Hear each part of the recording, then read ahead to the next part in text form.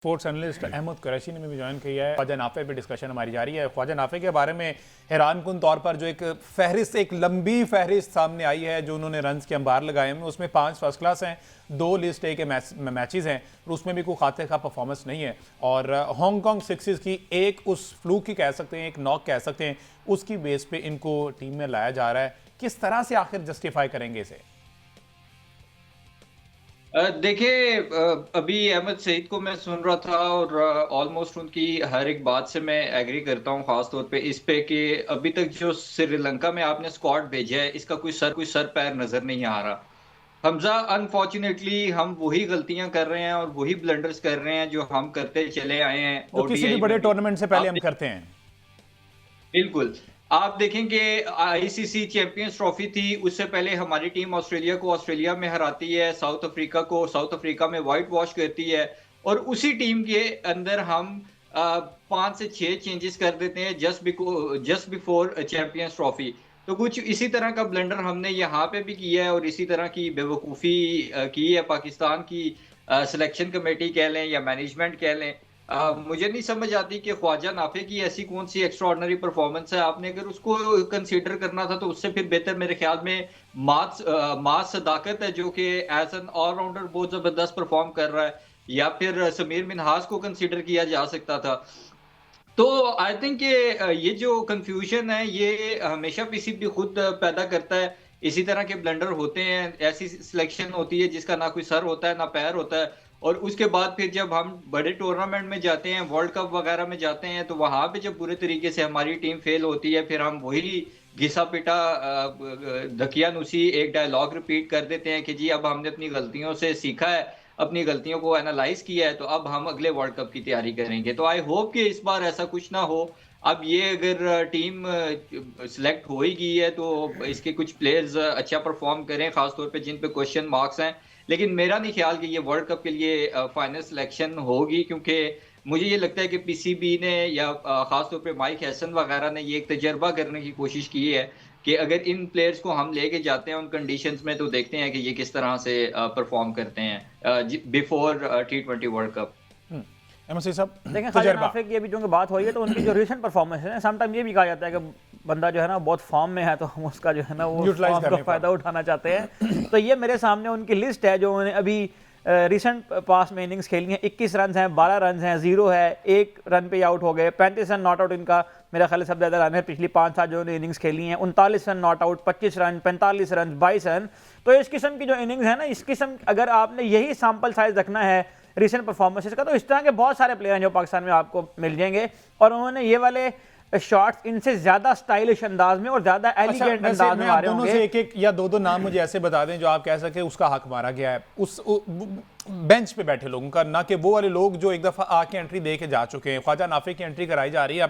अब देखकर तजर्बा ही करना था ना, तजर्बा करना तो मास सदाकत से कर लेते जो बिल्कुल अभी रिसेंट परफॉर्म करके आया है। एक नाम तो और इस तरह मतलब समीर मिन्हास के बारे में तजर्बा ही करना था ना आपने नहीं है उनको अगर वो करना, अगर आपने रिसेंट फॉर्म से फायदा उठाना है। या समटाइम ये कहते हैं कि प्लेयर का टाइम चल रहा होता है, तो ये प्लेयर हैं जिन्होंने परफॉर्म किए हुए हैं। आपके डोमेस्टिक में अगर आप निकाल के देखें, लड़कों ने हजार रन किए हुए हुजूर। आप जो काज़म ट्रॉफी के परफॉर्मेंस हैं, चलें आप अगर ये कहें कि उनका जो फॉर्मेट है वो उससे मैच नहीं करता है, तो फिर आपने जिस हांगकॉन्ग सिक्सेस की बुनियाद पर ख्वाजा नाफे को सिलेक्ट किया है ना, उसमें भी ख्वाजा नाफे की पर्सनल परफॉर्मेंस कोई नहीं है। तो ये जो सिलेक्शन हुई है ना, इस सिलेक्शन का कोई क्राइटेरिया नहीं है सिवाय इसके कि शायद कोई ऐसी फोन कॉल आई हो या शायद कोई ऐसी पर्ची आई हो कि जिसकी बुनियाद पर इनको टीम में रखना नागुज़ीर हो और पीसीबी ने कहा चलो एक टूर खिला के तो बच्चे को बाहर कर देंगे, क्योंकि इसके बाद तो आपने जो लड़के लेकर जाने हैं T20 वर्ल्ड कप में उसकी फहरिस्त आपने भिजवा दी हुई है और उसमें तो बाबर आजम का नाम भी शामिल है, उसमें हारिस रऊफ का नाम भी शामिल है, उसमें शाहीन अफरीदी का नाम भी शामिल है।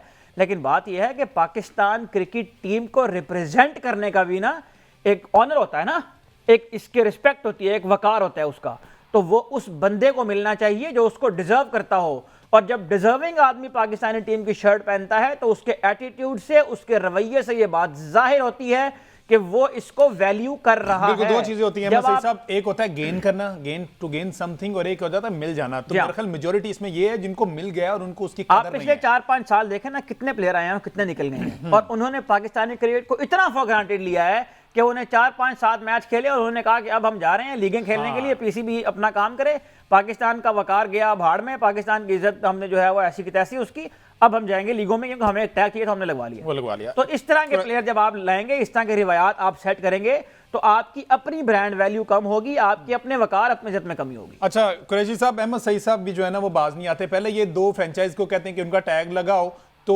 आपकी एंट्री हो सकती है। अब इस बंदे पे तो टैग भी नहीं लगा हुआ, ख्वाजा नाफे को। अब इसको जोड़ें जनाब, क्वेटा ग्लेडिएटर्स वहाँ पे थे सरफराज अहमद हैं अब जनाब ये पाकिस्तान मैनेजमेंट में, और अब उनकी पर्ची, उनकी कॉल। तो क्या इतना बेबस हो गया पाकिस्तान क्रिकेट बोर्ड के एक फ़ोन कॉल या एक रेफरेंस पर आप नेशनल टीम में एंट्री करवा सकते हैं? नहीं तो फिर मुझे बताया ना कि इसके अलावा उसकी कौन सी ऐसी परफॉर्मेंस है, कौन से उसने डॉन ब्रैडमैन के रिकॉर्ड तोड़ दिए हैं कि जिसकी बेस पे ख्वाजा नाफे को टीम में लाया गया है। जब आप विदाउट परफॉर्मेंस किसी प्लेयर को इस तरह से लेके आएंगे तो फिर सवाल तो उठेंगे। अभी आप कह रहे थे नाम लें प्लेयर का, मुझे आप एक बात बताएं, अहमद सईद साहब भी बताएं और आप भी बताएं हमजा, कि सुफियान मुकीम का क्या कसूर है? उसको आपने कितना एक जलील करना है, कितनी उसकी इंसल्ट करनी है कि आपने उसको परफॉर्मेंस के बावजूद टीम से निकाला। सुफियान मुकीम का कसूर यह है कि वो दामाद नहीं है ना किसी के। बिल्कुल, वो उसको तो मैंने यही मशवरा दिया कि तुम भी कोई शादी वादी कर लो ताकि तुम्हारा जो एक बैक है वो थोड़ी स्ट्रांग हो और फिर तुम टीम से बाहर ना हो सको, क्योंकि जो परफॉर्मेंस है, जो मेन चीज मैटर करती है पूरी दुनिया में, वो तो तुम दे रहे हो, लेकिन मेरा नहीं ख्याल कि उससे कोई असर पड़ रहा है। इमर्जिंग एशिया कप में उसको भेजा, वहां वो टॉप विकेट टेकर, अभी प्रेसिडेंट कप में टॉप विकेट टेकर।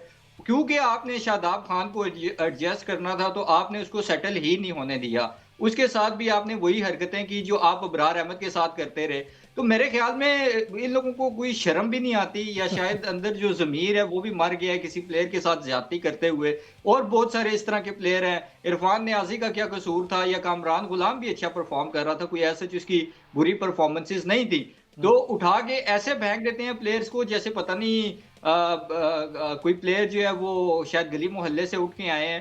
तो जब तक हम अपनी इन हरकतों को ठीक नहीं करेंगे, अपने निज़ाम को ठीक नहीं करेंगे, मैं और आप बैठ के ये बहस करते रहेंगे। लास्ट आप आईसीसी इवेंट जीते थे 2017 की चैंपियंस ट्रॉफी, आप अपना मुकाबला करते हैं इंडिया के साथ। इंडिया 1-1.5 साल के अंदर अंदर 3 व्हाइट बॉल टूर्नामेंट जीता है, champions trophy, T20 world cup और एशिया कप। आप क्या जीते हैं? कुछ भी नहीं। उसके अलावा इंडिया को आप देखें कि वहां पे कितने कितने बड़े नाम हैं जिनकी टीम में जगह ही नहीं बनती।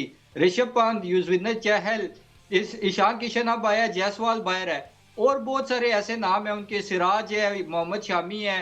मतलब आप नाम लेना शुरू करें तो शायद 1 या 2 डिफरेंट टीम्स बन जाएंगी, वो बड़े नामों पे नहीं चलते। हमारे यहाँ ये है कि शादाब खान, क्योंकि उन्होंने एक शादी भी की हुई है और उसके साथ साथ जाहिर है कि वो थोड़ा बहुत उनका नाम भी है पाकिस्तान में, तो इस वजह से वो कुछ परफॉर्म करें ना करें वो मुंह उठा के हर थोड़े अरसे बाद आ जाते हैं। और मेरे ख्याल में शादाब खान को खुद भी नहीं पता कि उनका टीम में रोल क्या है, क्योंकि अगर एज अ स्पिनर देखें तो मैं तो उनको right arm full toss bowler कहता हूं, क्योंकि उनका अभी तक फुल टॉस पे कंट्रोल नहीं हुआ पिछले 2-3 सालों में, जब से वर्ल्ड कप में उनको मार पड़नी शुरू हुई थी। तो खुदा के लिए ये बड़े टूर्नामेंट्स में इस तरह की जब पर्चीबाजी हम करते हैं, 2 नंबरी करते हैं, अपनी लाइकिंग डिसलाइकिंग वाले प्रोसेस के थ्रू प्लेयर्स को लेके आते हैं, तो फिर हमारी टीम का सत्यानाश। बिल्कुल ठीक। अब मुझे बताएं कि आम आवाम का या उन लोगों का क्या कसूर है जो बैठ के बेचारे पूरा दिन मैच देखते हैं और अपनी टीम को सपोर्ट करते हैं इस आस उम्मीद पे कि शायद हमारी टीम बिल्कुल ठीक है। लेकिन सुफियान वाली बात यही है कि मैं जैसे रजाक भाई का ओवर बचा के रखा हुआ है, अहमद कुरैशी और अहमद सही तरह ना सुफियान को हमने बचा के रखा हुआ है बड़े वर्ल्ड कप के लिए। अभी वो वक्त नहीं आया। ये आप ये दूरअंदेश लोग बैठे हुए पीसीबी में वो समझ सकते हैं, हम और आप जैसे लोग सकते। बहरहाल सुफियान मुकीम के लिए दुआ ही है कि अल्लाह उन्हें सब्र दे और वो इसी तरह परफॉर्मेंसेस देते रहें। इंशाल्लाह उनका टाइम भी आएगा।